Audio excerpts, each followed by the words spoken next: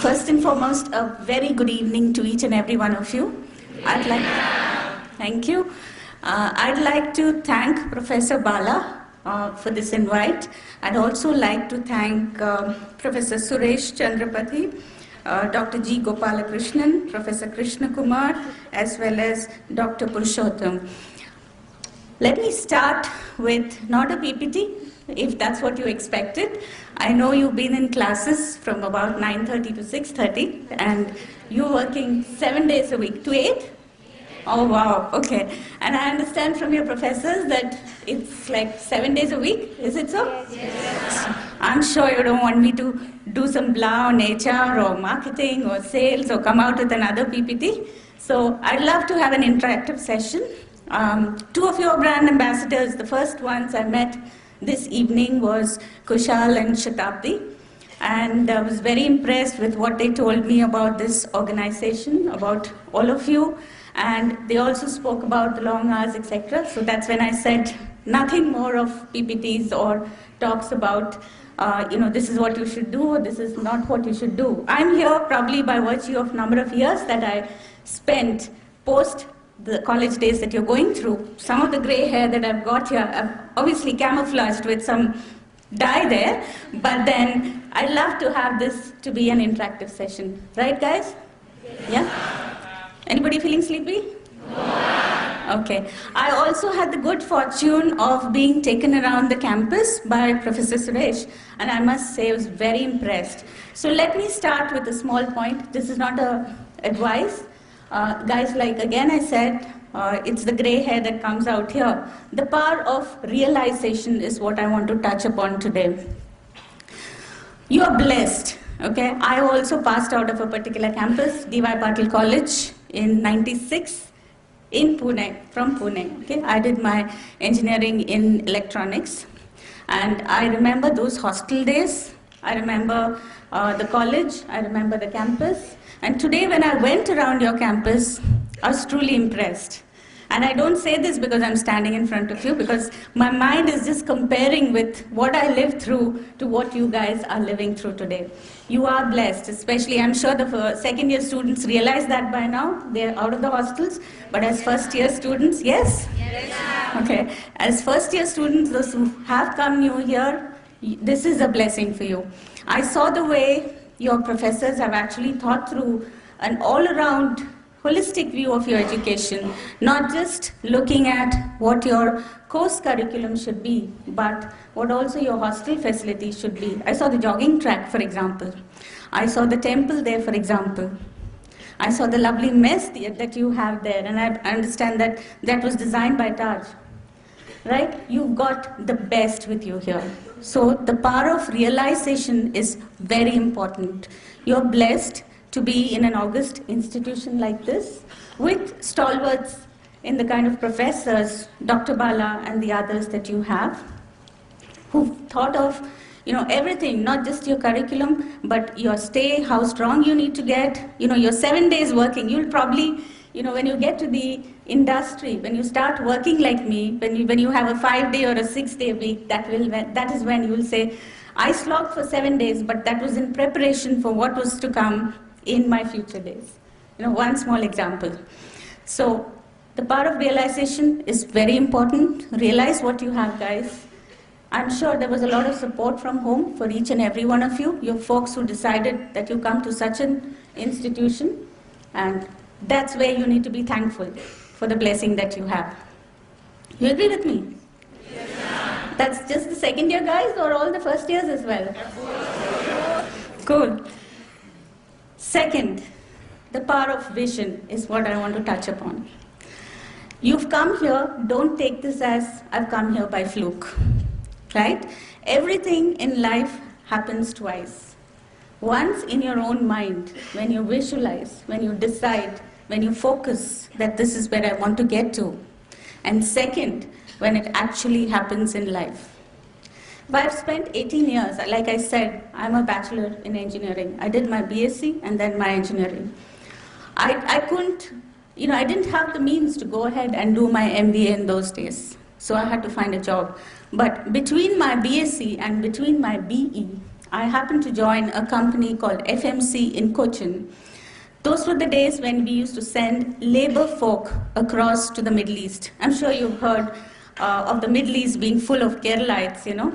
They say even the moon has got a Keralite running tea shops there. That's supposed to be a joke, guys. So in those days, I had the fortune of working for a company and doing the basics in HR of recruiting, inducting some labor folk and sending them to the UAE.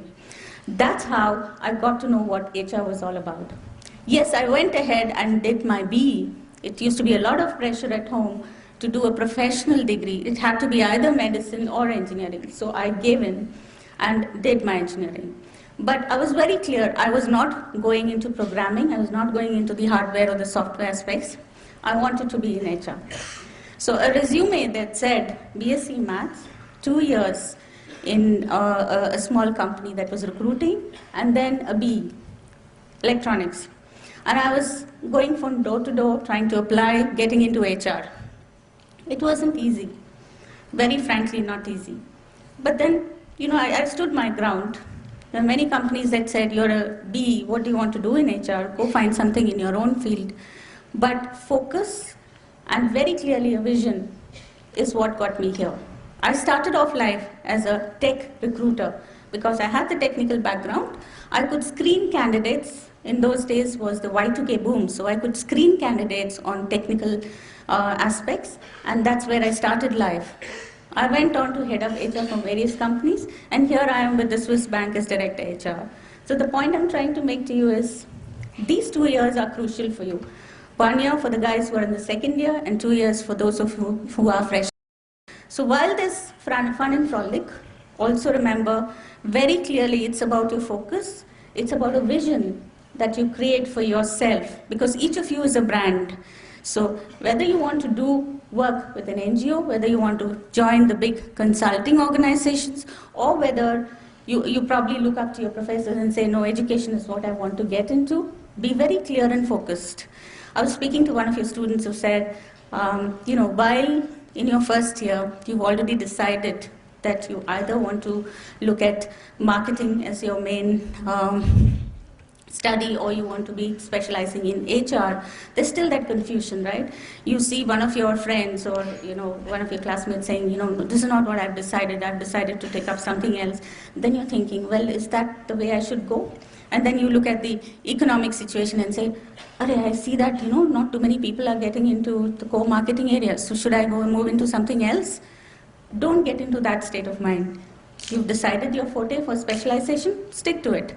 Now what's important is your vision as to where you want to get to and how to get there. So it's important to focus right now, fun and frolic, yes, a part of life, but about getting the best out of the institution that you have. I understand you've got industry stalwarts coming and teaching you. You're fortunate. You've got the best in the industry coming and teaching you. You've got the best of professors here to impart knowledge to you. Imbibe, take in the best. Focus. 2 years down the road, this is where I want to be. 5 years down the road, this is where I want to be. Vision. So the power of vision is important. Again, repeating. Whatever happens in life happens twice. Once in your mind and once in real life. So that's the way to get there. You guys believe in this or no? Or you're half asleep? Yeah, after this, questions come to you, okay? Let's take a small example in history. What about Mahatma Gandhi? A very small, frail-looking man, right? You've heard of Swatantra Bharat, you know about the freedom struggle. And you know if we are living in a free India today, it's only because of him. One small, puny man who decided, who had a vision of creating a free India. And that's where we are today.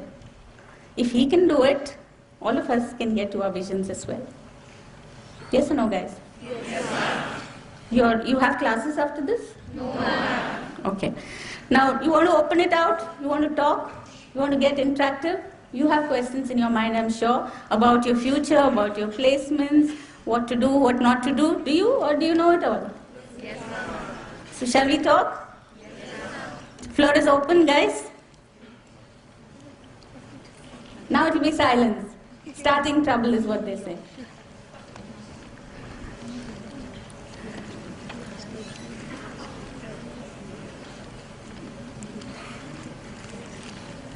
No one, guys? You want me out of here?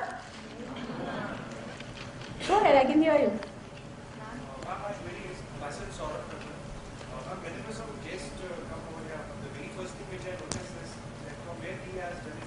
Right. So I found out everyone has done his MBA from the IIM tax. Right. So I got boosted up when I saw that you also did MBA from the college like SBS. I didn't do an MBA. Let me make it clear. I did a double graduation, a BSc in math. No, sorry. I'm not worried about me not doing an MBA. Absolutely. Agree with you.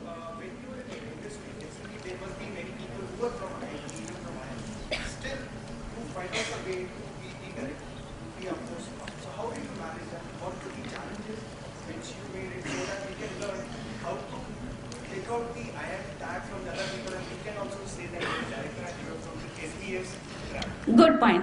Now let's understand what made IIM, get the tag that IIM has today. Please take a seat. Now, frankly, if you look at IIM, it's their alumni who got IIM that tag, right? It wasn't the infrastructure, it wasn't the campus, it wasn't anything else. So you guys, each of you are the brand ambassadors of this organization, of this campus, of this institution. The onus is on each of you to get this to be as best as I am. That's what I believe.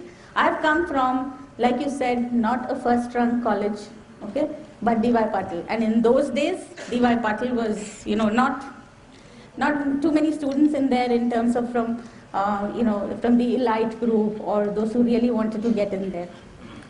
That didn't daunt me.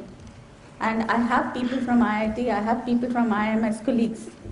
But like I said, the power to vision, the power to focus, and the power to get to where you want to in life, very clearly, right? From a non-HR background, from an engineering background, I was very clear, I want to get to be the best in HR. Not to blow my own trumpet, I'm a very humble person, but at the same time, if you look at my website, you see all the awards I've won. And that was my satisfaction in terms of getting to be the best. If amongst the TISS and the best of HR colleges, if I could also be judged somewhere as the best HR professional, that was the laurel that I had. But to get there, yes, there were challenges, like I mentioned, right from the beginning where I went to an organization with my profile, saying I want to get into HR, where people ridiculed me and said, an engineer, what are you going to do in HR? I stood my ground. I said, I'm not going to say I'm a failure at this and go into programming or hardware or software or whatever. So it's about standing your ground, it's about your vision, it's about your focus, your discipline, and it's about being open to learning. Learning is very important. Even today, I don't know all about HR. I reach out to people to learn. Another good concept that one of your professors was talking to me about in induction, many of you being given some amount of a curriculum in terms of, say for example in HR, you're being taught about finance. Am I right? Yes. Yeah? That's very important. I'll give you my own example. 5 years, I was working with Standard Chartered Bank.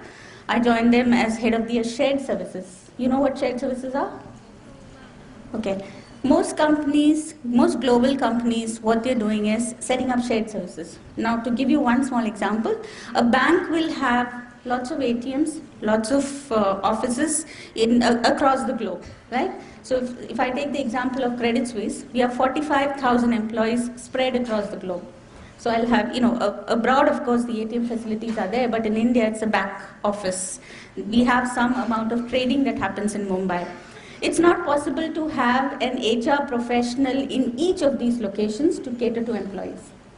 It's not possible to have a legal representative in each of these locations to cater to all the employees. So what large global organizations have done is they've taken all of this work, the administrative parts of various departments, HR, legal, finance, etc. They've brought it to India. Why India? Because infrastructure is cheaper. We have huge talent here. So that's why that is called a shared service. Now what I do today is run a shared service. I've got 130 people sitting in Pune out of Hinjewadi Credit Suisse office. We run 3 shift operations. We do everything from entry to exit across the human life cycle, which means we help recruit, we help get a person into the system, we run payroll, we run performance management, we run interim compensation changes, we run training and development, right up to the time that a person exits. This is for the EMEA region, for the US region, for the UK region. So it's a full-fledged operation in HR that we run for the bank from here. This is a shared service. Any questions? Please feel free to pitch in. That's called a shared service. So what I've done is I've reduced the manpower in the countries. The cost has come down. Earlier, departments like HR, you wouldn't look at profit in there. You wouldn't look at the costs in there. But today, more and more larger organizations look at how you can be cost competitive. How even a department like admin or HR can be profitable. So that is what a shared service is. So coming back to the point, about 5 years back, I was given a team of 400 people. We were running a shared service, and I was given a budget of 8 million US dollars. I had no clue how to look at line items. I had no clue how to look at GL or manage costs. So the point I'm trying to make is be open to learning. At whatever point in your career you are, have that learning curve in you. Have the humility to understand that every day you have new things coming your way. Take the effort and the time to learn. That happens not just at the stage that you are in, where you are students of this august institution, but as you move on also, have that humility in you to learn. Did I answer your question? Yes, ma'am. Thank you. Thanks. A very good evening, ma'am. Where are you? I'm sorry. Ma'am, just left to you. Hi. Good evening, ma'am. My name is Kinshuk and I'm doing PGDM and PM and HR. My question is that in day-to-day life, you have to deal with different kinds of employees. So I need to ask that, though I am a good communicator, but I want to learn that how do you interact with different kinds of people and how do you judge different kinds of people? Like being an HR, you have to deal with your employees daily. So just need to have, how do you do that? Sure. A is patience and B is the power of listening. We in HR especially love to talk, believe me, but then what's important is for you to listen, right? So there are times that you have to manage conflicts between employees. There are times when you have to sort out challenges that they have with your own department or with other departments. So what is important is the power of listening, A, and then of course have the patience. The rest will come to you with experience. Good evening, ma'am. Good evening. I'm student manager of BIMM, BMed HRD, and I have worked in an IT company for 2 years as to in recruitment.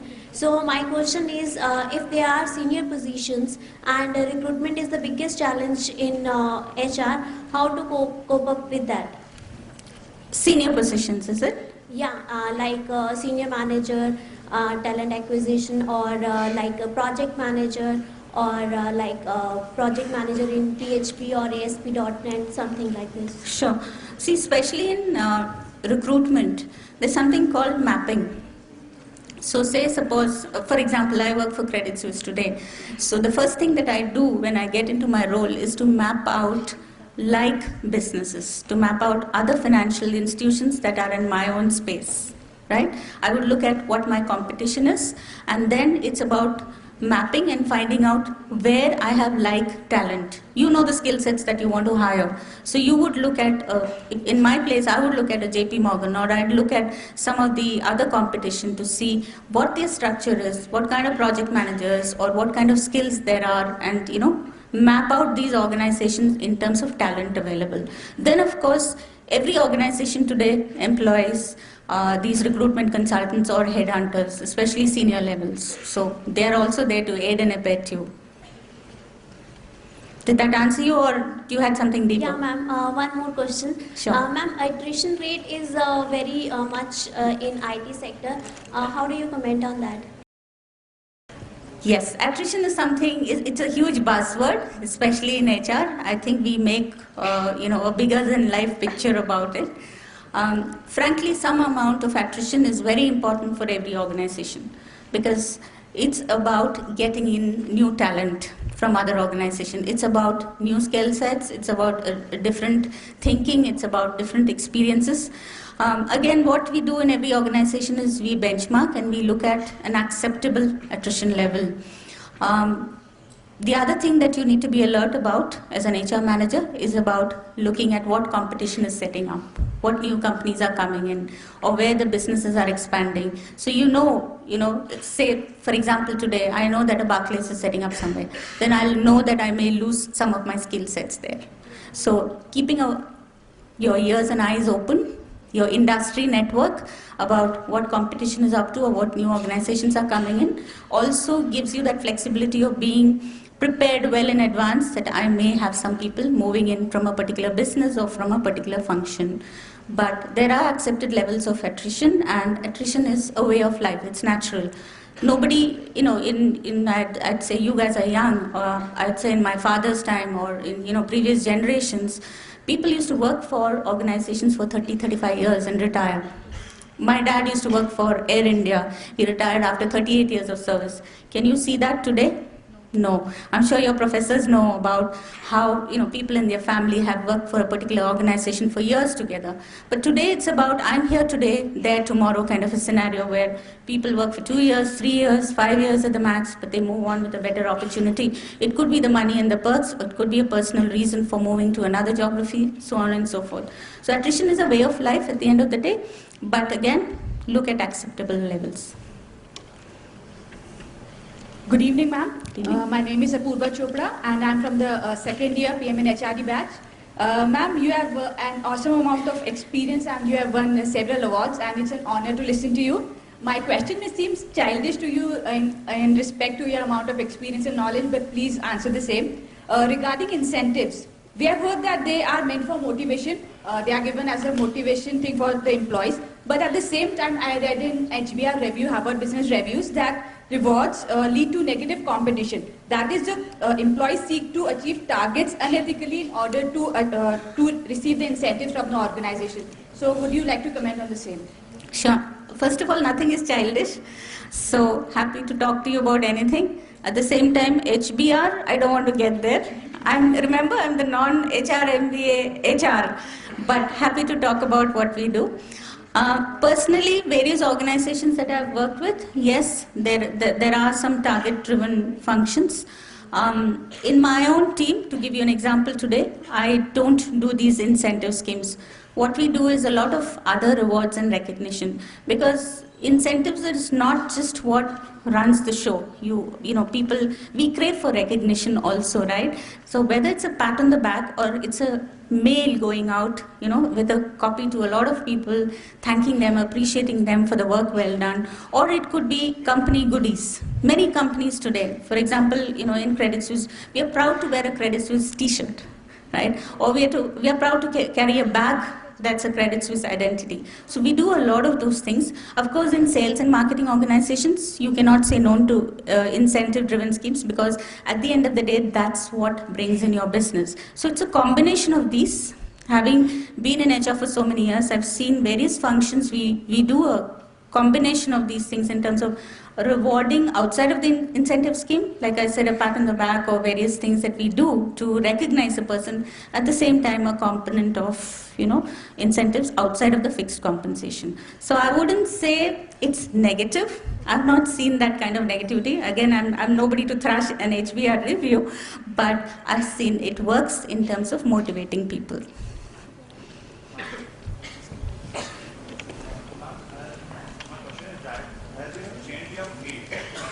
Entirely from engineering to HR, and I do want to change my field. So, what were the problems you faced so that it could be helpful for me? You an engineer? Yeah. Be proud to be one. Yeah. I just want to move from engineering to further. Sure.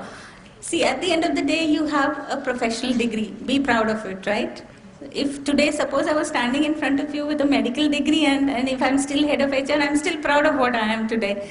See, it's like I said, it's your power of vision. It's where you want to get to. Okay? You have done your engineering. Good. It's a degree that you have. A degree is important. You've gone through 4 years. What have you specialized in? I'm in electronics and communications. I'm in the same boat as you. So be proud of the 4 years of what you've learned, right? Of the rigor you've been through, of the discipline, the focus that you've had to clear and get your degree in hand.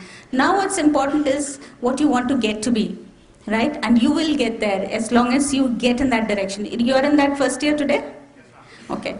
So it's about, you've, like I said, you've got great professors on the campus, you've got industry stalwarts teaching you. So while it's important in your student life to have that little bit of fun and activities, it's also important to gain the best out of what you have in these 2 years. So focus on that. As you interact with industry stalwarts, I'm sure you have in mind something of a career. Is it marketing? Is it sales? What do you want? It's marketing. I want to be a general manager in marketing. Cool. So I'm sure in these discussions with industry stalwarts, you'll meet people who are in the marketing fields, right? I know the professors would be able to tell me, do they get across to such people? Yeah. So it's important to talk to them to understand, what their roles are, how they got there, and then focus, you'll get there too. Good evening, ma'am. Good evening. I'm Paridhi Rahavit from PMNHRD batch BIMM. My question to you is that near future we'll be going for our projects. So the question is related to the projects for our second years over here. As we'll be going for our projects, I wanted to ask you what kind of projects should we go about doing so that we can get the theory on a practical basis and we can get the learning and understanding and then apply it better when we go further for our placements. So what kind of projects would help us to analyze the theory we study in class and then apply it to the industry? What are you specializing in? HR. HR, okay. I guess the non-HR guys are sleeping here. See, what's important now at this stage is, when you, I'm sure, correct me if I'm wrong, when you look at the corporate world, it's a haze for you today, right? You're wondering what I'm stepping into, what kind of people, what will I actually be doing there? Is it something that I'm learning here that I'll be applying there? It's a proper haze, right? Okay, so when you apply for these internship or projects, tell them what subject you're interested in, okay? Be it talent development or be it OD or whatever. And then leave it to the organization. The most important thing for you today, I've got interns coming in and that's the reason why I'm telling you. The most important thing for you today is to get acclimatized to what an organization is about. When you go in there for a project, you meet people, you see the business that's running, be it HR, you see the nature of business in HR, you see the nature of business of the organization. That learning is very important to you. The project per se, don't worry about is it worthwhile or not. It will be worthwhile for you because you have given the subject to the organization. The organization will come back to you with what's possible in terms of a project, because when we evaluate these intern requirements, we look at the topic that's there and we look at what best we can do in terms of a win-win situation for the student as well as the organization, right? If you're spending a month, 2 months with us, we need a win-win situation. We don't want you to come in and waste your time. We don't want us also to be spending that kind of time with you. So rest assured that the organization would come out with a good project. For you, what's important is eyes and ears open. Give it your best in the organization. See what that place is about rather than think, God, I don't know what kind of a jungle a corporate will be. Ma'am, a little light on the subjects which we can choose and we can tell the organization so that we get the project which really helps us in future. Any light on the subjects? It again depends on the nature of the organization, what the HR department does. Okay. Now, for example, I'm in a bank. You'll have a HR which runs the shared service. You'll have the regular HR who run the end-to-end of the employee life cycle for that company in India. So you could either walk in and say, I want to do something in recruitment. You will be put into the recruitment team to see how the whole thing works. Or you could say, I want to be in talent development and training. If that's your area of interest, you would see how training, development aspects of the organization is. Tomorrow, if you say, I want to see the whole employee life cycle, I could put you into a shared service unit where you will see how we support various geographies for the whole life cycle. You go to a manufacturing place, you won't find a shared service there, but it's end-to-end. You'll have a little more exposure to unions, to labor laws, things like that. So again, leave it open. It's basically your interest, where you want to get to, and the kind of organizations that you're approaching. I can only tell you in a broad level like this. Happy to take on a one-on-one if you like. Good evening, ma'am. Ma'am, as we all know... Sorry? Oh, there you are. Okay. Right here, ma'am. Right. Over here. See, I've won all proof now. Tell me. Good evening, ma'am. Good evening. Ma'am, as we all know, it's a very male-dominated society. So, as a woman, do you think it's a little difficult out there? I mean, does prejudice prevail? I can see some of the men smiling and saying, ah. Did you hear that? Okay, good. Actually, we were just talking to some of the professors and Professor Bala, and we were talking about the same thing. I somehow have not really come across any of these challenges in my 18 years. Okay, I've not been told you're a woman and you cannot do this personally, but I've heard stories, horror stories about some of the challenges people have faced. Now, let me also tell you, today organizations encourage women, be it HR, be it any function. There is something called a diversity ratio that we all follow. Okay, in my own team of 130, I've got 70% women. In my own organization, we lay out a rule of 60-40. 60% women, 40% men. Though, every function doesn't really achieve a 60-40, but we try and get to at least a 50-50. So more and more organizations have the diversity, ratio that's laid out. We try encouraging women into most of the roles where we can. Especially HR, you'll find more and more, but every function across. So don't you worry, the world is big, the organizations are there. The men can say, doesn't matter. Good evening, ma'am. Now where are you? Good evening, ma'am. I'm Chandni Sugdani, and I have a little misconception. I have seen many people joining the organization with such an excitement that they'll not leave that any organization, which they are actually joining. But after 6 months or 1 year, they are pissed off. And after that, they start switching off the company so that to get success. Can't we survive in a single company so that we can reach up to a peak? You can, you definitely can. Now let me ask you something. You've all joined this campus, you've all joined this institute. Some sure after 6 months say, lousy place, let me get out of here. Pardon my language, but you would say lousy bloody college, lousy bloody place, I have to slog here for seven days a week, 9, what did you say, 6:30 to 8? 6:30 to 8. I'm sure in your minds, your professors won't mind, okay? But I'm sure in your minds, many of you have thought in that direction, right? Yeah. It's for you as an individual to stay positive. Okay? Life brings you many surprises. Life takes you through lots of twists and turns. You got to remain positive. There are people who will stay in organizations for 5 years, for 10 years, people who take gratuity and go. But the trend today is that we are all impatient. Okay? We are impatient for growth. We want more money. We want perks. We want better designations. People do move around. But you talking about getting pissed in 6 months, Yeah. It's about you wanting to learn from that organization, to do well and to grow. So as long as you are on that path, I think you'll last out longer. Thank you. Good evening.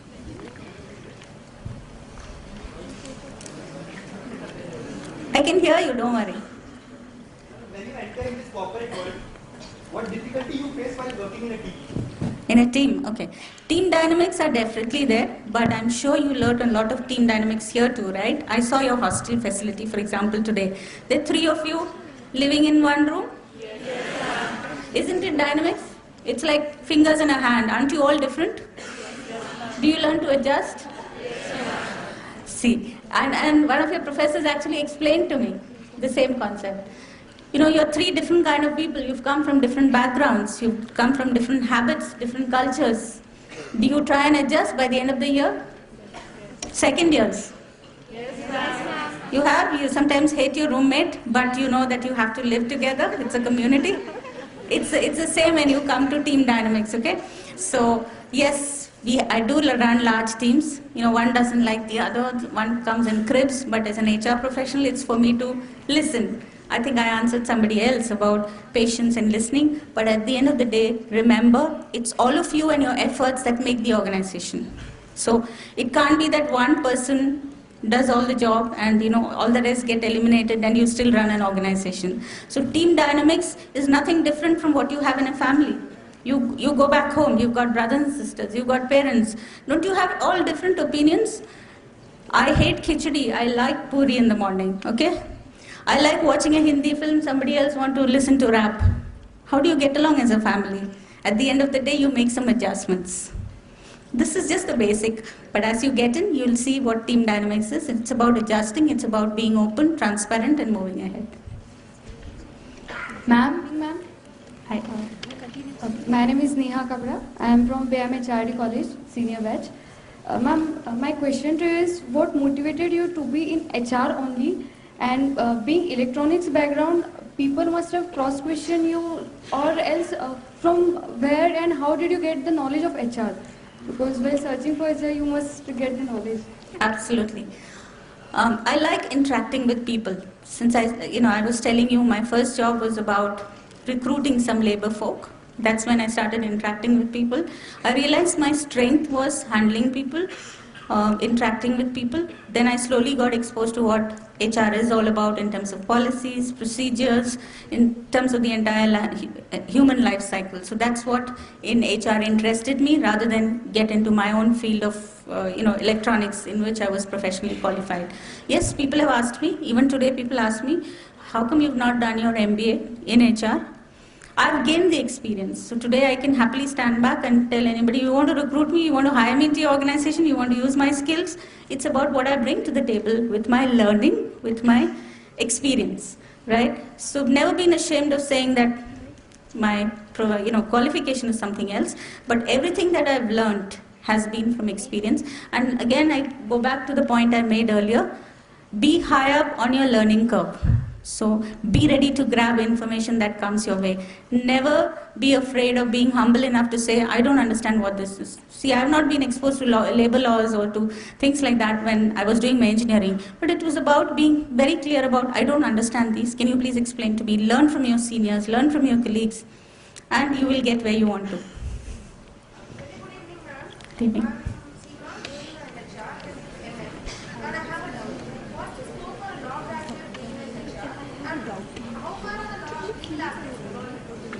I have a law graduate working for me right now in my team.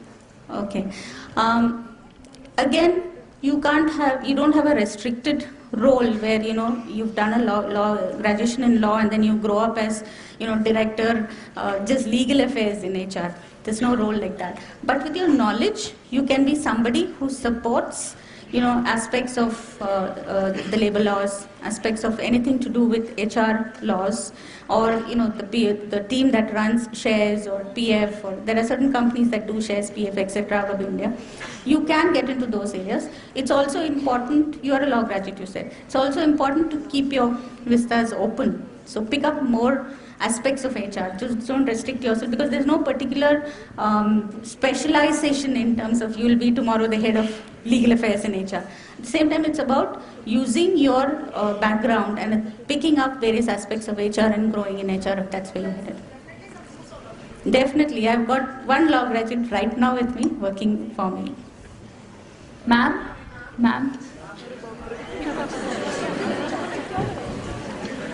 Good evening. I'm glad you guys are not sleeping now.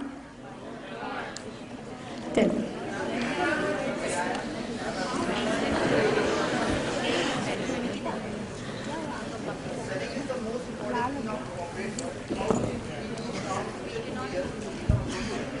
You're doing what? What is marketing? Cool. Okay. You already have the gift of the gab. I can see that. You speak well. You already have the gift of the gab. The rest is all the skills that you're going to pick up in your 2 years, right? Ma'am. Good evening, ma'am. Ma'am here. Ma'am, hi. See, the woman wants to talk now. Diversity. Thanks. Ma'am. Yeah.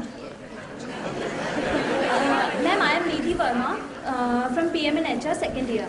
Ma'am, as we know, nowadays in IT companies, people are very unsatisfied from their job. Ma'am, even if HR provide job rotation and other stuff. Ma'am, I read it in a magazine that in TCS, 75% of employees are unsatisfied from their job. And even in Infosys, the percentage is even more. So ma'am, I want to know what the HR department should do to to employee to be satisfied in their company, because it's need. Right. See, engagement is very high up on every HR professional's agenda. So, whatever kind of industry you work for, be it the production environment, be it the bank, be it a TCS or an Infosys that you spoke about, one of the clear mandates is engagement and how to build engagement amongst employees.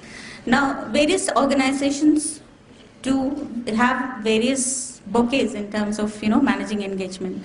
What many of us do is run a survey first. Okay, have you heard of the Gallup Q12 survey? Okay, there are surveys which are local also. Basically, some of the organizations have built a survey. It's about a set of questions that you have, which you ask employees to gauge what are they happy with, what are they unhappy with. It's important to gauge the satisfaction levels of the employees. For an HR manager, that's very important to get feedback on the ground. Now, post that feedback is when we look at what our engagement strategy should be. To give you one small example, my previous organization, Standard Chartered Bank, I used to have team members who were chartered accountants who were managing the shares team, 40 of them. I also had a small call center that was taking calls, basic calls, employees calling in to understand policies or leaves, etc. These were freshers out of college.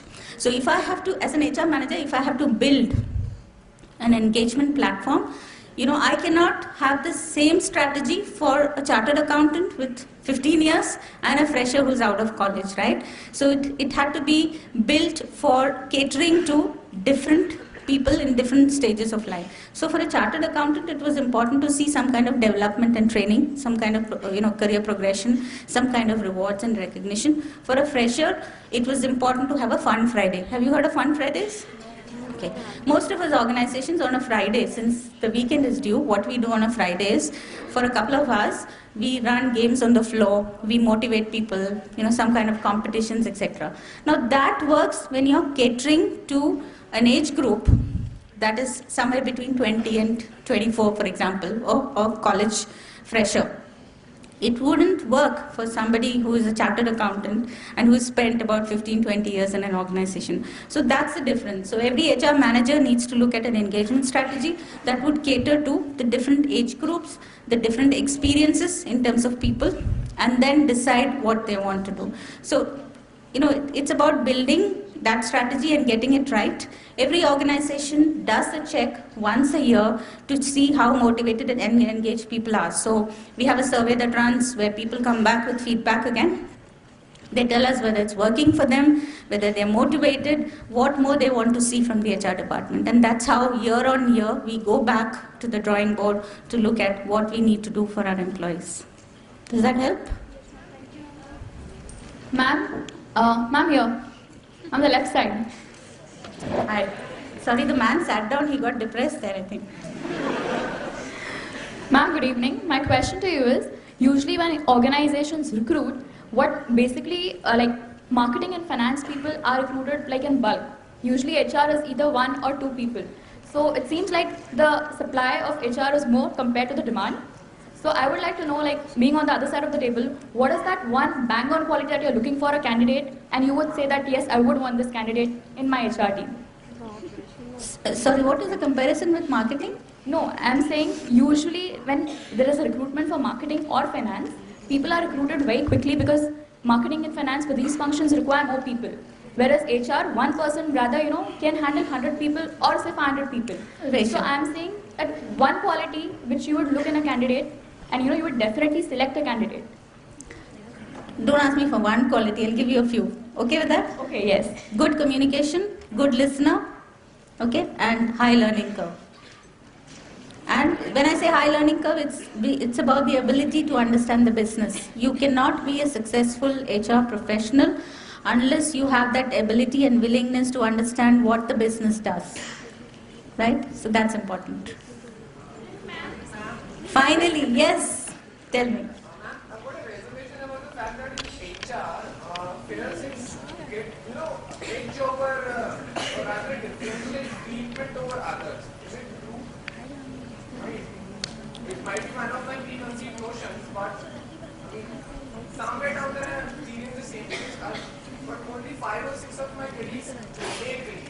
Okay.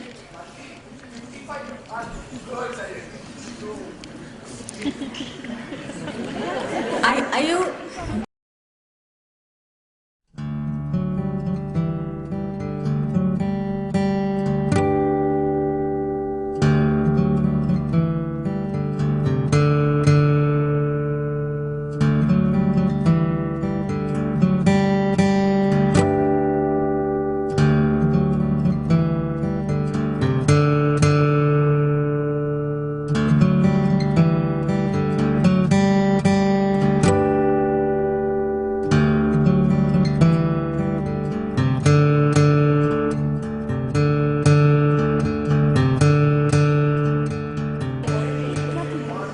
perception, then there should not be any differential treatment in terms of, gender. No, are you asking me if there's a differential in treatment when it comes to hiring?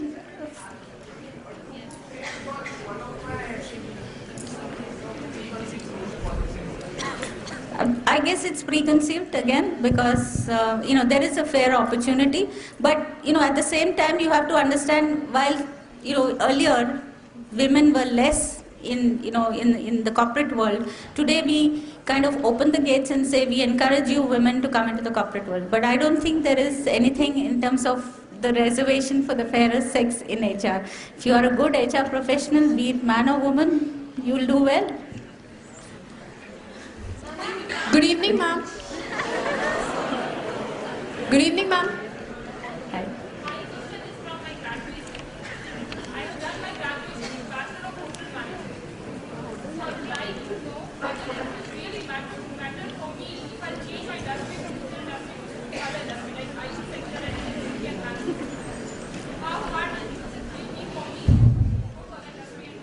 Not really. I've got an HR operations head at a vice president level who's from the hotel background.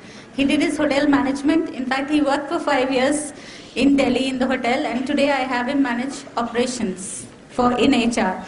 At the end of the day, like I said, I'd like to reiterate, it's what you want to do, what you're passionate about, and where you get to. If an engineer can become a head of HR, if a hotel management graduate is my vice president operations today, the world is open to you. It's about what you want to do, how you want to get there, which organization you want to be in, and where you see yourself 5 or 10 years down the road.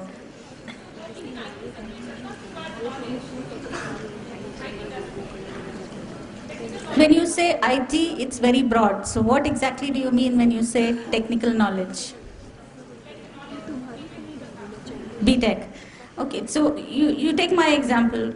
I had no knowledge in labor laws. I had no knowledge in what HR is about. So it's about learning. It's about experience, what it would teach you, and it's about how fast and quick you want to learn.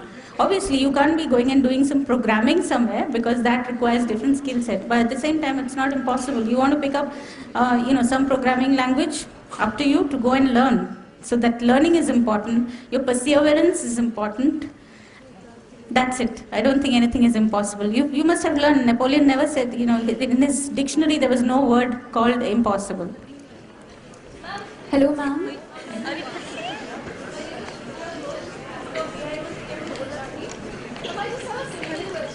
What is more important? Knowledge in field of HR is more important than knowledge, or is it all about communication and soft skills? Because I was working in Infosys technologies, and they recruited me purely for my soft skills. And when I went out there, I just couldn't cope up with the pressure and IT sector. I can't do the employees and everybody. So I just quit the job. So I'm still confused. So what is it they look for? See, Knowledge or just about soft skills and show off? no, I don't think it's just soft skills because that wouldn't get you anywhere. Soft skills is as important, but learning, building that knowledge and implementing is as important as the soft skills that you already have inbuilt in you. But then when they recruit us, there is a simple general awareness question. They don't give us technical background. So why do they do that? See, obviously, do you realize that suppose I'm a recruiter, you are in front of me for an interview. It's about 7 minutes. That's all it takes, they say, research says, for deciding on whether I want you in the organization or not. Okay? It takes 7 minutes to decide. Now don't ask me what those 7 minutes are. It could be a combination of how you dress, how you look, how you respond, what you talk about, etc. Okay. Now, during recruitment, it's just not possible to get into details of technology or get into details of a functional aspect. So they would recruit you for what you bring to the table.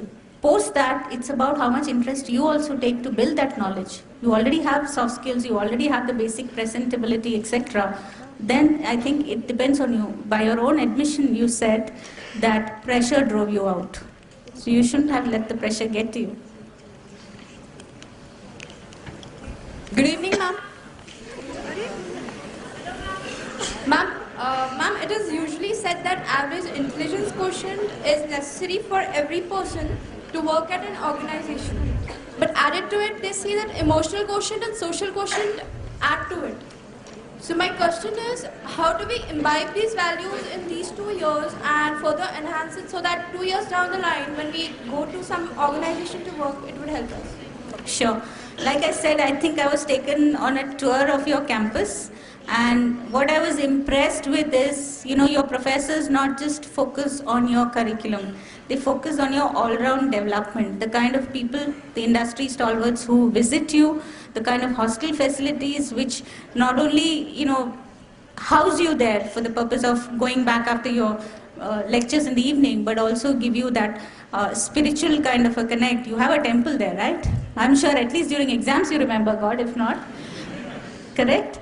You also have a park there where you can jog, lots of greenery. So, it's a wholesome kind of a education that your professors are looking at. So while the intelligent quotient is important, you're right, the EQ is also very important. These things you imbibe from your teachers at this point because you're learning here. With the environment that you have, you're blessed.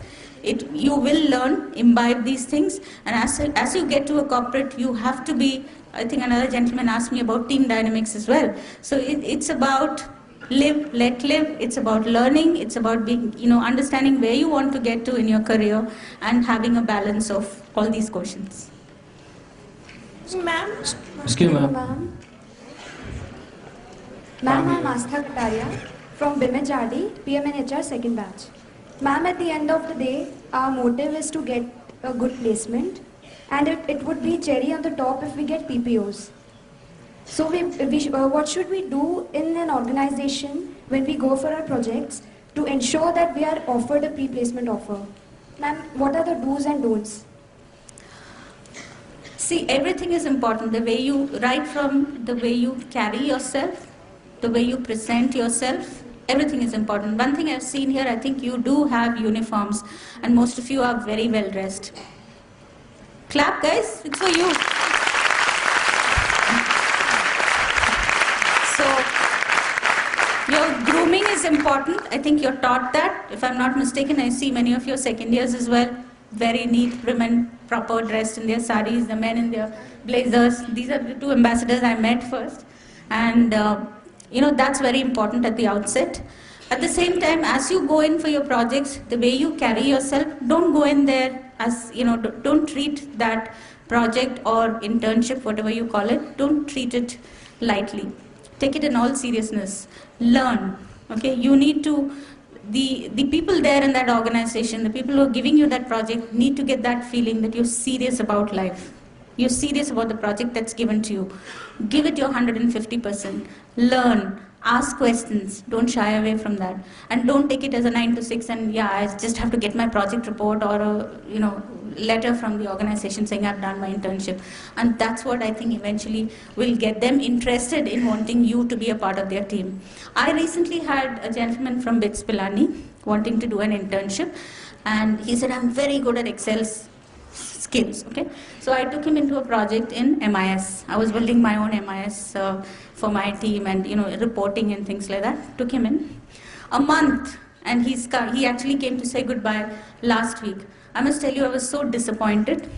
In a month, he was just there wasting away his time.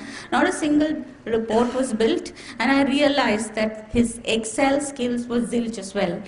Fine, I would have even forgotten about the Excel skills. Had he shown some interest in picking up, in learning, asking the right questions? Nothing.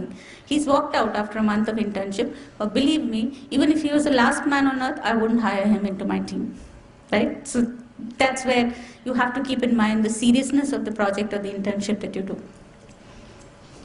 Good evening, ma'am. My name is Shubhana Shah, student manager of BIM HRD. Ma'am, I want to know, in corporate life, there are lots of politics that work. How to overcome that and get success? Politics? Yes, ma'am. Just keep far from it, right? See, that's a last resort of a scoundrel. That's what they say, pardon my language. But politics exists everywhere. Don't you see it in a family? Have you come from large families? So you see it there as well? No? Some man says no. Yes? Okay. So it exists everywhere. We have, like I said, 5 fingers, all are different. We're all different human beings. At home, be it in college, be it in the corporate world, politics would exist. Just keep far from it. You're focused, you know what you want to achieve, you know what you want to do with your life.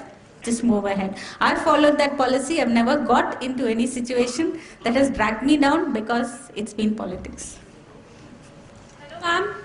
Myself, Meenal. I'm from BIMM, PM in HR. My question is, as HR people take like appraisals and a company at the end, so there are some scenarios where some conflicts exist between some senior managers and junior employees under a team. So how do HR people manage at the end those conflicts? Right, we spoke about conflict management some time back. Now, what's important again for the HR professional is the willingness to listen, right? And the patience. Because it's not easy. When you resolve a conflict, you've got to listen to both sides. It's between 2 people, right? You've got to listen to both sides. Wherever possible, look at matrix, look at data.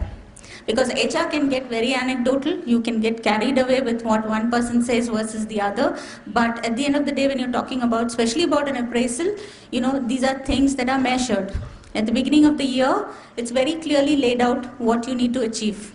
You have your job description, you have your performance appraisal system, where it says, lays out clearly what you need to achieve. Be it HR, be it any function, it says this is what we need to achieve by the end of the year. Targets, matrix, take that into consideration, have a good listening ear, the patience to listen to each of the parties, and then finally take a call based on data that's on the table. Thank you, ma'am. Thanks. Good evening, ma'am. Here. Ma'am, my name is Shekhar, and I'm from BIMM, student manager, first year. I just wanted to ask, wherever the campus comes, so student opt for that particular branch, like finance or marketing. So what one should do, whether he should go according to whatever its heart feels, like I'm interested in HR, whether I should go for HR or whether I should go for an operation manager, which I've already taken. You're in your first year? Yeah. And you've already decided the specialization or no?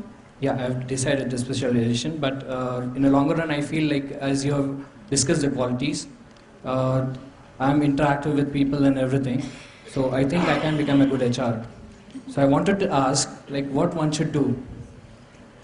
You've already decided on operations, is that what you're saying? Yeah, and yeah. now you're contemplating whether you should get into HR. Yes. If you've already decided on a specialization, I'm sure there was some background to it, right? Yes. You must have thought through. Yeah. See, we are human beings, right? Mm-hmm. It's very easy to get carried away. Mm-hmm. I think I mentioned this before also. In your first year, you've already decided on what you want to specialize, and you have all of us, people like us who've, worked in the corporates coming and talking. So every person who comes in, I was also in your shoes, and that's the reason why I'm saying. Mm-hmm. I'll think, okay, is marketing better? Is HR better? Or should I get into something else? Don't get carried away. If you've taken a decision on operations, I'm sure it was well thought through. Stick to it, go through it, and then focus on where you want to get. Okay. Thank you very much for your thoughts. Good evening, ma'am. Hi. My name is Gayatri. I'm student manager, BIMM, PM and HR. Ma'am, my question is, where is HR role prominent and visible? HR in IT or HR in FMCG? HR in, sorry? HR IT in or IT FM? sector or HR in FMCG? See, each has its challenges. There are different sectors, each has its challenges. So you can't really say it's better in IT or in FMC. At the end of the day, remember, HR has evolved. In today's era, HR has evolved where you have a seat at the table. Earlier, it was just a support function. People would say, admin, HR, these are just support functions. We are the main business. We bring in the profits. These guys incur the costs. But today, it's no longer so. We have a seat at the table with the CEO who runs the business. Our inputs are taken, okay? And we bring to the table not just incurring costs when it comes to hiring employees, to the incentives, etc. But we also bring in inputs about profits. Okay, while the business sets its targets and has its very high business targets for the year, etc. We also aid and abet to get there with the kind of people we hire, with the kind of programs we run, with the kind of engagement that we do, with the kind of incentive schemes that we run. So HR is at the table today, be it FMCG or be it the IT. So you really can't say one is better than the other. Hi. I'm an engineer from EC branch. I have a question. You might have gone through various types of interviews. So interviewers like HR might have questioned you that अगर MBA ही करना था तो engineering क्यों करी? Or you might have worked for BBA, BCom or something like that. So at that point of time, what answer you gave to them? I said I wanted a professional degree, and I'm proud to have a degree that has a professional tag to that. And I'm sure somewhere in my career, the learning that I've had from that stream will help me. That used to be my answer. Good evening, ma'am. My name is Snehashi Shrakshit. I am from BIMM IT and Marketing. Ma'am, my question is, suppose in an organization whose employee is employed and is given a job of business analyst in an IT sector, and that employee is not working up to the mark. What do the internal HRs do? If suppose the employee is already experienced, is there any other way out instead of firing that particular employee? Is there any other sustainable things that should do in order to making sustain in that company itself? Sure. See, every employee, every role is given time, and we aid and abet by giving them training. Now you're talking, for the example that you gave me, a business analyst in a particular role, not performing. What HR does is facilitates a discussion between the manager, the immediate reporting manager, and the business analyst to look at, where the non-performance is, to look at if some more learning is required. So that's how we aid in terms of a discussion happening with them, a certain time frame laid out in terms of some amount of training, some amount of guidance that needs to come in, be it from the immediate manager or be it from the colleagues, and then we watch the performance. There's something called performance improvement plan. It's called PIP, that we put such employees through, and they're given the chance, a time frame of 3 months or 6 months, whatever is agreed between the manager and HR department, to get them back up and running and successfully performing their roles. Ma'am, in the meanwhile, is suppose that person is put in a pit and it's junior. Suppose he doesn't have any experience, right? And if he succeeds, then is it possible that the more experienced guy who has already done a pit, he could be a greater post than the younger one? Sorry, I missed the last part of your question. Means, suppose a person is not performing well, as an experienced guy, he has put in a pit for his improvement plan. And in the meanwhile, suppose a younger person who doesn't have experience, right? Then is there any strategy out that suppose after completing a pit, that person, the experienced guy, after completing a pit is put in back to the position, or the younger position comes to the same thing? See, PIP in general is a program that's applicable to anybody, be it a fresher or be it somebody experienced, if the person is not performing. So by the end of the PIP, either the person doesn't perform, it's not up to the mark, and then there's a handshake and the person moves out, or the person comes out of PIP. Was that your question? Ma'am, I'm a basic computer science, and after my request, Pillai sir and Bala sir allowed me to be part of PGDM Telecom, which is offered for only engineers, and I'm very thankful to them. And ma'am, I think you are the perfect person to answer this. That what HR exactly need when they ask that you are in you were in this field and now you are jumping into other. So what exactly they need as an answer when they ask? When you say you're in this field, you're referring to your educational qualification. Yes, ma'am. As in basic computer science, now I'm going to telecom. So these are different fields. So what they'll need exactly as an answer? See, it needs your ability to convince that yes, this was what I had done earlier. Then, looking around, getting more knowledge about what the current trends are about the industry, I decided that telecom is the sector I wanted to be, and I was fortunate enough to be in a college where the professor agreed and gave me that opportunity. That's it. Be very frankful. That's the truth, right? So it's your ability to be transparent about why the change. Good evening, ma'am. Here, ma'am. Ma'am, here on left hand side. Good evening, ma'am. My name is Pooja Chopra. I'm from BIIB, Marketing Department.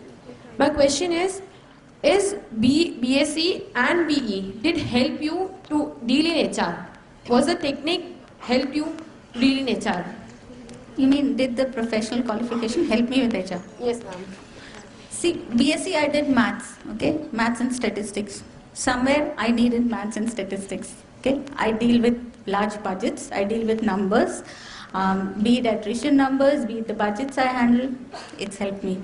If I look at my engineering qualification, it's helped me with recruitment, because there were times when I was a technical recruiter, there are times when it helps me understand what projects are run, what an IT organization is about, technology. For example, in HR, my HRMS system is PeopleSoft, okay? Now, I can get into PeopleSoft and I can tell you what the technology is. So the BE has helped me. I run a system called Taleo for recruitment. I know what it's about. My small call center in HR that is working on something called an Avaya system. Nobody can fool me about what an Avaya is. So, somewhere, all the learning that you have now, this is the time of your life where you learn, that always comes to use. Thanks. Ma'am, again, I would be asking a question to you. Ma'am, the question is that you have been on both sides of recruitment, that is, once you were answering questions and the other was when you were taking that interview. So, my question is that, what do you consider as vanilla answers, and, how should we go about the interview so that, we can impress the interviewer and, give those answers which satisfy them? Because usually when you come out of, as I have faced around 4 or 5 interviews in my life up till now. So, when you come out of the interview, you think you have satisfied by telling him everything, whatever you actually did. But then, the result is not positive. So then, what do you consider as vanilla and how should we go about it? Sure. Remember, I give interviews even today, right? There are people who call for discussions. Even today, if an organization calls me, the first thing I do is research, okay? Say the organization is ABC. I do a Google in terms of anything and everything that I can find on this company called ABC. That's very important. Are you guys on LinkedIn? Yes. Go there, find the name of the person who's going to be talking to you, find out all about that person. Okay? Find out about, if possible, if you know the hierarchy there, if you know other people there, Google them, do LinkedIn, find everything about them. I spoke to you about grooming, how important that is. That's extremely important. Each of you need to be groomed to your best as you walk into your interview. Your basic skills, I'm sure I don't have to tell you, like knocking at the door, walking in, not being seated unless you're asked to, stuff like that is very important, right? And say you're traveling in a bus for an interview, don't just walk into that room. Make sure you walk into one of the washrooms, see that you're presentable, with your hair's been flying around, calm everything down. These are very important. While they may sound silly, it's important. There, at the interview table, it's very important to show them the kind of research that you've done on the organization. It's not that you're going to sit there and say, hey, look, I know all about ABC. That's not the point. In your discussion, very subtly mention that, yes, sir, I've done my homework. I know all about this company, sir. I've been through the financials, sir. I know this is your line of business, sir. Very subtly, but put it across that you guys have done your basic research, you're very keen on the organization, and you want to walk out with a letter, with an appointment letter. That is very important to portray, right? Secondly, very subtly in your discussions, if you've done research about the person who's in front of you, say that too. Yes, sir, I know you've passed out of IIM. Yes, sir, I've seen your background. I was very impressed with your profile in LinkedIn. Don't go overboard in terms of, rolling out the entire biodata, but make sure subtly that you point out you've done this amount of research, right? Secondly, to the questions that are asked, be very open, but you also need to give that impression that you're very keen on joining this organization. You consider it a brand to reckon with. Okay? Whatever brand you're going to, you need to give them that impression that it is a brand to reckon with. You're very keen on joining them. Secondly, your willingness to learn. Don't be vague about what you want to do 5 years down the road. Give them the impression that you're willing to learn, you're very ambitious, and you need to get to the top. These are the basic guidelines. Good evening, ma'am. Myself, Consular Vice Student Manager of BIMM. Actually, I had done mechanical engineering, and I would like to. I want to have my own industry in future. So, what should I opt? Either I should take finance as my specialization or supply chain operation, because most of the people are saying that best combination for mechanical engineering. Did you already opt for something? No, madam. Actually, PGDM course has been allotted to us, and we have to choose the subject for specialization. You've not chosen yet. Yes, ma'am. No, madam. So supply chain or finance is your question. Which And is more better to have our own industry in down 5 to 7 years. sorry? To have our own industry in down 5 to 7 years. See, at the end of the day, every stream that you take is equally important, right? So be it supply chain or finance, it's going to help you in your long run in the 7 years of running your industry. Well, what is your passion? Do you like finance or do you hate it? I hate numbers. I wouldn't take finance. You're not in the same boat as me. I just hate marketing because I don't like to. You hate marketing. That's out of the way. So between supply chain and finance, what do you like? I like finance most. Then what stops you from deciding and taking finance? 7 years down the road, it's your hard work, it's your willingness to learn, it's the knowledge you imbibe that will get you there. If finance is what you like, pick it up. But most of the corporate industry leaders saying that the best combination is the supply chain operation with a mechanical. Do you see many of us here who've taken up other streams also succeeding? Yes, ma'am. Then that's your answer. Thank you, ma'am. Good evening, ma'am. Sorry. So my question is from business point of view. When will Credit Suisse start full-fledged banking operations in India? We don't plan a full-fledged banking operation in India because we're not like the other banks where we are into retail banking. You know, we deal with privileged customers, high net worth individuals. So there is a small trading office that operates out of Bombay. In India, the concentration will be center of expertise, which is all the back office shared services. So in Pune, we have about 1,000 odd people who are in the center of excellence here in Hinjawadi. In Bombay, we have the KPO, but we have a small trading office, and that's what will remain. There have been, but nothing has materialized for the last 5 years. We came to India previously, we went back, we closed down, we again came back 5 years back. But this is our strategy for now. Good evening, ma'am. Good evening, ma'am. My name is Priya Patil. I'm the student manager of Sri Balaji Society. I'm first year student. Ma'am, I ask one question. I had 1 year experience as a sales promoter. My question is that at the time of job, I faced many problems. How to communicate with customer, how to interact with customer, and how to convey the message what I'm saying. How to sell my policy. Can you please tell me some tips how to convey with customer? What kind of a role were you playing? I have a job in one small company, like firm, and I'm sell the policies. Okay, policies. Yeah. See, first of all, have the confidence in yourself. Okay, build your own self-confidence, and that's what will reflect when you're out selling or marketing. So I'm sure have you gone through some of these convincing skills or courses that help you with marketing and sales, etc. No, ma'am. Actually, after my graduation, I come to job and get the job. And you're here for 2 years now. Yes, with the environment that you're on here, I'm sure by the end of you getting out of this institution, you would have more self-confidence and better skills. See, the ability comes from, being very positive, being armed with the right kind of knowledge that you're going to get from here. So stay self-confident, stay on top of the world, believe in yourself. I'm sure the rest will follow for you. Okay, ma'am, thank you. That's why I'm come here.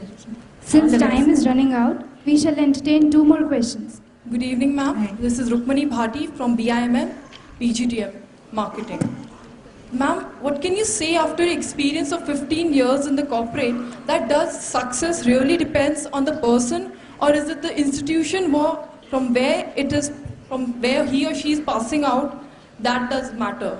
Because ma'am, you yourself haven't done your MBA. So what is your take on this issue? Sure. In my case, for sure, I didn't go to an August institution like what you belong to today. I didn't do an MBA, but it's been very clearly my perseverance. And of course, I've been blessed. Okay, there is a power above whose blessings also you need to get to where you are. But the focus, the clear vision to get to where I have reached has been important.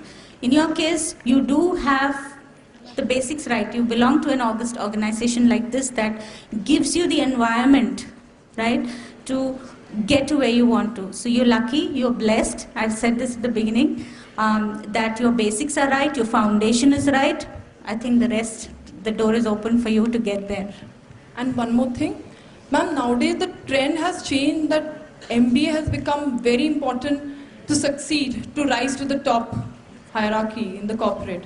So do you think that a person without an MBA degree can rise to a director level like you have, as fast as you have in today's time? I don't know if my boss made a mistake, but then yes, I've got here.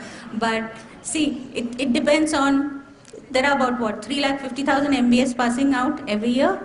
Do you just want to be one of them, or do you want to be the best of them that passes out? So again, it's a choice that you make. Okay, if I've got here, it's a choice I made without an MBA, but you already, like I said, you have the basic foundation right. You're blessed with the kind of knowledge, with the kind of degree, with the kind of institution that is a name to reckon with. So then it's about now what choices you make when you get out of here. But at the end, it's you, you know? As an individual, it's you, but remember, the environment is important. Your college is important. Your teachers are important.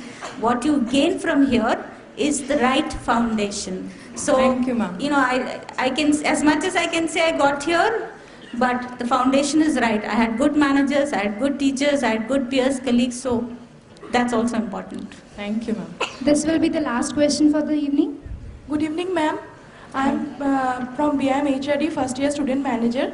My question is to you that there is a say that marketing is not for women. So what is your take on that? Because I have took marketing for my specialization. Do you believe so?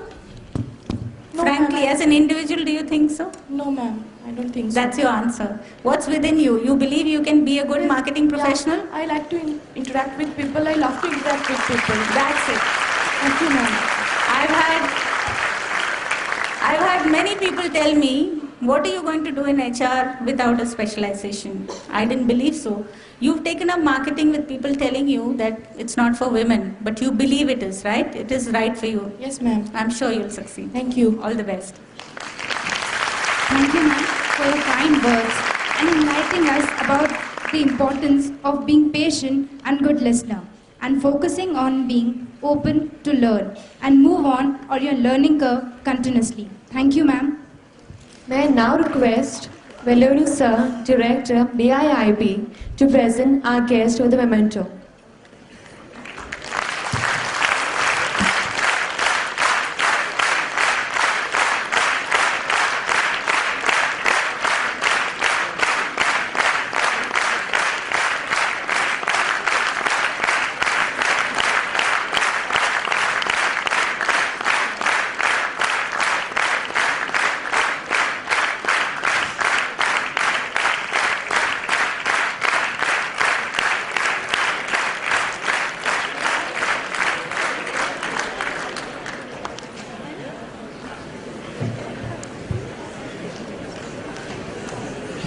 Now I call upon Priyanka Chandrika Pure, Student Manager of BIM HRD, to give the word of thanks.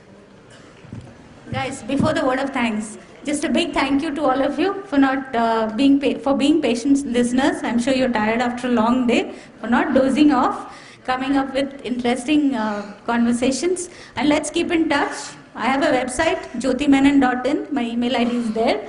And anything you need anytime, I actually live about 5 minutes away from here. Very happy to interact with you guys, and all the very best to you.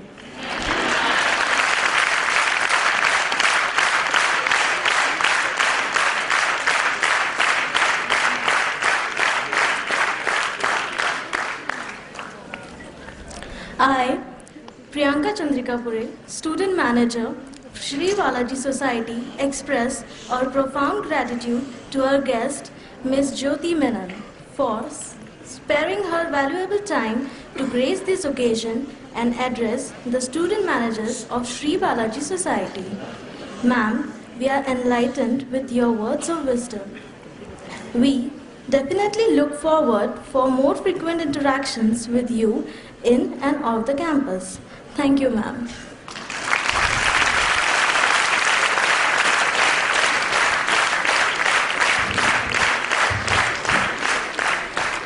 With this, we come to an end of the session. Thank you.